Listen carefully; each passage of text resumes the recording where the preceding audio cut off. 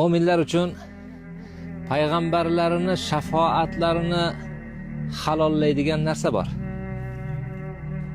Muazzin azon aytayotganda har bir kalimani muazzindan keyin qaytarib turishlik, azon tugagach payg'ambarimiz alayhisolatu vassalomga Allohning rahmatidan, jannatdagi go'zal maqomi Mahmuddan so'rab berishlik.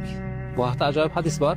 Payg'ambarimiz alayhisolatu vassalom aytganlar, kim muazzin azonni tugatgandan keyin Allohumma robba hadihi da'vati tamma was-salatil qo'ima ati Muhammadanil vasilata wal fadila va ba'athu maqaman mahmudan alladhi wa'adta desa, meni shafaatim unga halol bo'ladi deganlar.